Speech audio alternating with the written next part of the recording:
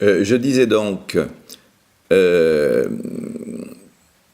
un certain nombre de concepts ont été utilisés au XIXe siècle. Psychasthénie, la psychasthénie de Janet, sur laquelle il existe des gros ouvrages très passionnants.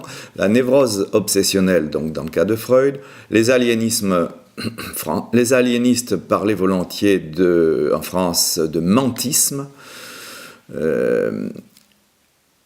Et chez les Américains, on a parlé de neurasthénie. On parlait aussi pas mal d'idées fixes dans l'aliénisme.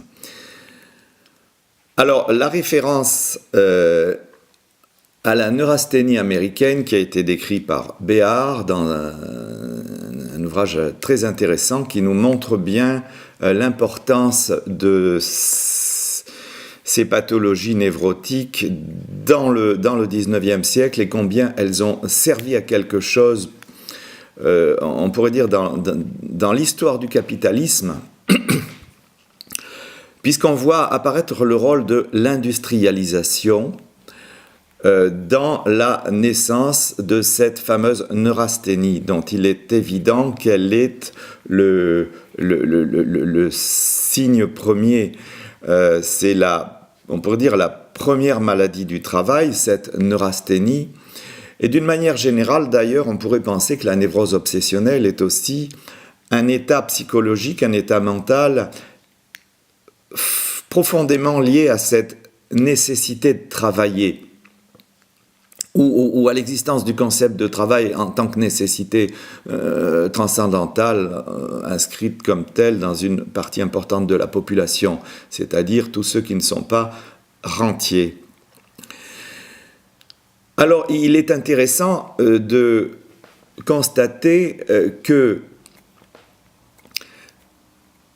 des auteurs comme Béard, mais tous ces auteurs aussi en France, en Allemagne, tous ces aliénistes,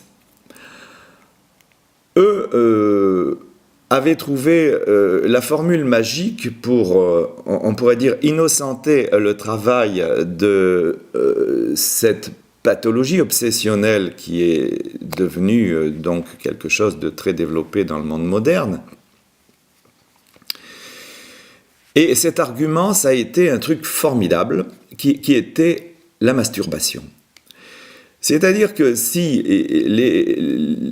les acteurs sociaux présentaient des pathologies de type psychasthénique, de type neurasthénique, de type mentisme ou des idées fixes, eh bien, c'est que ces gens se masturbaient, et surtout se masturbaient trop. Voilà. Le travail n'était pour rien là-dedans, grand Dieu non, c'était la masturbation qui était la cause de cette chose-là. On a eu la chance quand même que le XXe siècle soit porteur d'un certain nombre de psychologues, de psychiatres, de psychanalystes qui aient compris que c'était une lecture assez rapide et qu'il y avait probablement d'autres choses à prendre en considération dans la naissance de ce concept. Bon, voilà donc pour une sorte de présentation un peu rapide de ce qu'il peut en être de la pathologie obsessionnelle et de l'apparition de la pathologie obsessionnelle dans l'histoire des maladies mentales.